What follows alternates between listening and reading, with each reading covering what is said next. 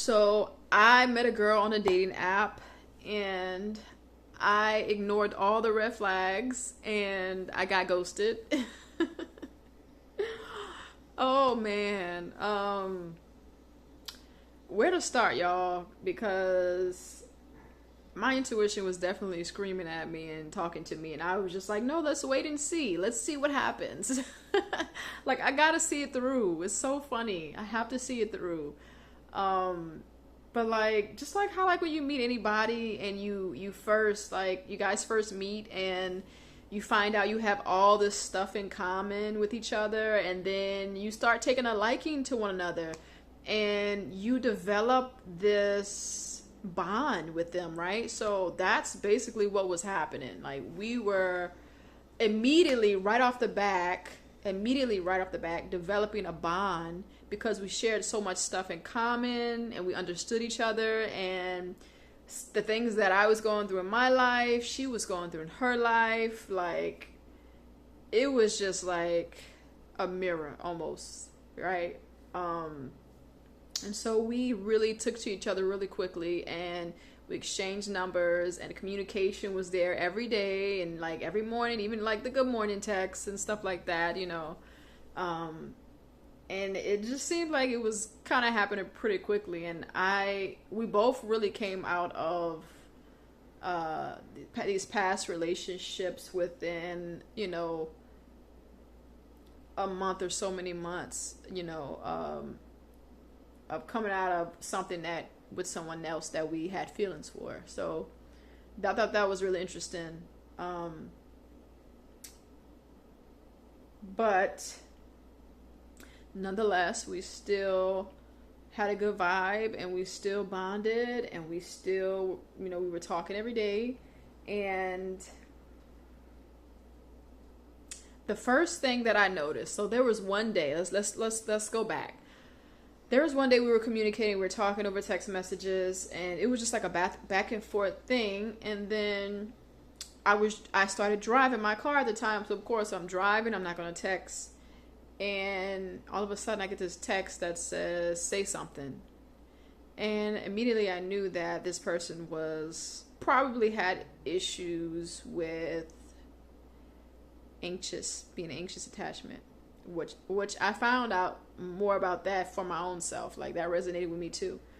But it just gave a little sense of like control, like, oh, you're very anxious or you're trying to control something, like, and it just kind of like, it didn't make me feel good when I saw it, right? It didn't make me feel good. Um so that was like the first red flag for me, that was just like, wait a minute, wait, hold on, like, girl, hold on a second, like, so that was red flag number one. Number two red flag, and even y'all, even the ex the her ex-girlfriend still being around, and them still being cool and talking, even though like my ex-partner was kind of around, but wound up not being around because we couldn't be friends. That's a whole nother story. But so just knowing that also was kind of like, okay, you're not emotionally available. That is what I got. But nonetheless, right, full steam ahead. Okay, red flag number two, or number one, you're not emotionally available. You have a little bit of control issue, or anxious attachment style, right? Which is okay, because I feel like I am that as well. But I'm just kind of like, in my mind, the back of my mind, being the Virgo that I am, right? I am analyzing and keeping track of things. Um, so there was another something else that happened. We had planned to go somewhere on the weekend to meet each other for the first time on the weekend. And the day of, like, I'm getting ready and everything. When it was time for me to like go see her, for us to meet, she gave me this whole story that she actually was with her friend, and her friend was doing something, and that, oh, she was gonna come see me after, or I don't know. It was just like she double booked, the day, and like had the time with this friend, running into time with us, and it just felt very like off-putting. It was very disappointing, and she wound up not texting me at all like after that, and didn't text me back the next day saying that she had food poisoning or something. And it was just very dramatic, and like just no regards for how I felt about it. It was just like I don't know if it started to feel one-sided, but it was just kind of disappointing. I was like, oh my God, like this person does not value time, does not value my time, doesn't respect my time. Even though we planned this out days in advance, I mean, thought the purpose of planning something was so that we could be at the same time, the same place, same day, but it just didn't go that way. And that was a big disappointment. So that was a huge red flag for me. Someone who does not value my time or respect me enough to communicate with me, like that was a very big disappointment to me. So that was a red flag for me immediately, right off the bat. And even though like we reconciled the situation, I wound up telling her how I felt. But immediately I remember her response was like, when I was trying to express myself, immediately she responded with something like, okay, you don't have to talk to me anymore. It was just immediately like, I was like, oh my God, this person is a little emotionally immature. She's a little emotionally immature. So I'm thinking about that too. I'm like, red flag. But nonetheless, right, full speed ahead, Sheree. Let's go. Let's keep going. Let's keep going, right? Red flag, red flag, red flag. Let's keep going. What else? I think it was like another day that I wanted us to hang out with our kids or something, and like it was like in the beginning, in the day of, she was very much like, okay, we can do this, or maybe we can do that, or maybe we can do that. And by the time it was time to do something, it was like, oh no, I'm just going to do this with my kids. Like it was almost like I'm feeding you, I'm reeling you in, only to just let you down and be like, no, I don't really mean that. So like right off the bat, I was like, you don't mean what you say. You don't mean what you say. Your actions don't follow. You just talk a good game. You just talk a lot, but you don't really mean what you say. And it was like there was no accountability. So of course that was in my mind. I was like, oh my God, And then even still, like even another time after this, y'all, yes, I was still going forward, full speed ahead. Another time after this was the last time. This was the time that she ghosted me. She said to me the day before, she was like, maybe we can go hang out. She wanted to celebrate something. So she was like, we can go hang out this day, tomorrow we can hang out, or the next day we can hang out. It's up to you. So the next day comes and I'm like, hey, do you want to hang out? You want to celebrate? She was like, oh no, I have to do X, Y, and Z, but maybe tomorrow. So it was just like, you're the one who brought this up about us celebrating you and doing whatever, which was another kind of red flag to me, because I was like, you have never made any attempt to actually see me. Like, you never really, I don't think you really in your mind, like you said that you were, but I don't think you really meant it. Like, you didn't really mean it, right? You didn't really want us to see each other in person. That is what I was getting the whole time. It was like gaslighting me, completely gaslighting me. Communication was terrible. I'm like, now, at some point, like previously, like the communication was good and very attentive in the beginning, and at some point, it stopped. We stopped communicating like throughout the day. We just, on her end a lot, she stopped communicating with me.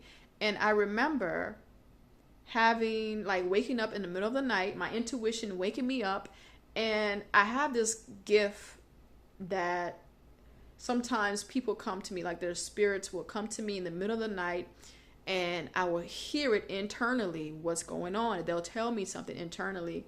And I had heard something about her and her ex-girlfriend internally.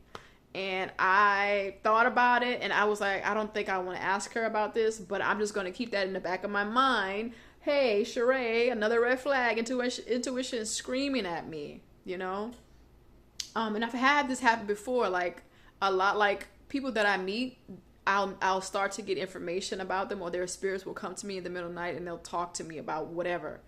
Um, so that happened as well, and I was like, okay, that's another red flag, Sheree. Come on now.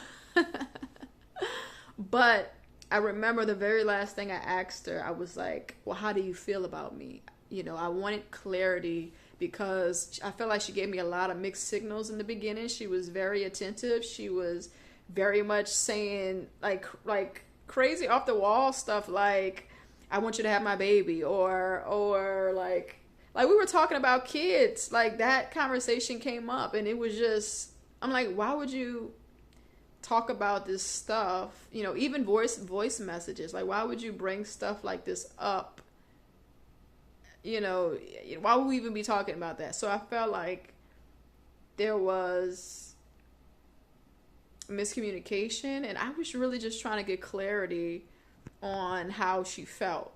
And so I asked, how do you really feel about me? And she was like, well, I like you as a friend, but I also would like to explore more with you, like explore, or I'm also curious about other parts of you. And I was like, well, can you please kind of explain to me, what are you curious about? Because I kind of want to see if we feel the same way, like if you're having the same feelings I'm having. And after that, I got ghosted. And I'm like, okay, Sheree. You ignored all of the red flags. Like the poor communication, the emotionally unavailable right from the get-go. Just saying one thing and actions not matching up. Like you already knew, like you had all the signs there and you just full speed ahead, like, oh, you got to see this through. But yeah, so that was me getting ghosted, and I don't know, it kind of stung. Like I've never really had anybody ghost me before. I think it was one other woman before, but it's still fairly like new to me because I'm not really accustomed to like people not expressing themselves or not wanting to communicate or not want to say, hey, this is this, and this is how I feel, and hey, give me the clarity, so I just wanted clarity about what it was. And that person couldn't really, that person couldn't even do that. And I don't know, I think it was just a lot of fear maybe behind it.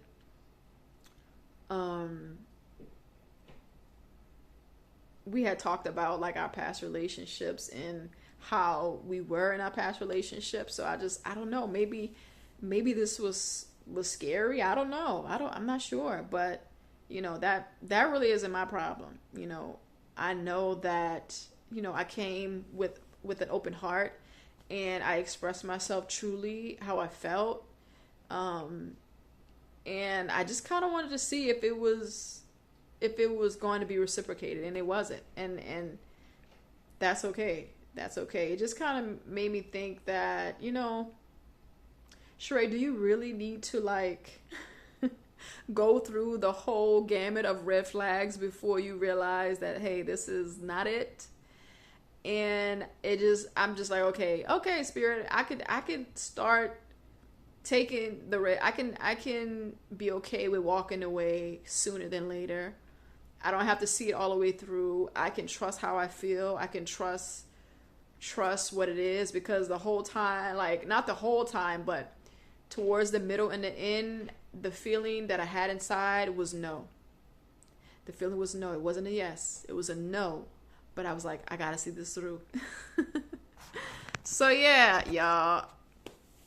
That is my ghosting story. That is my lesson learned.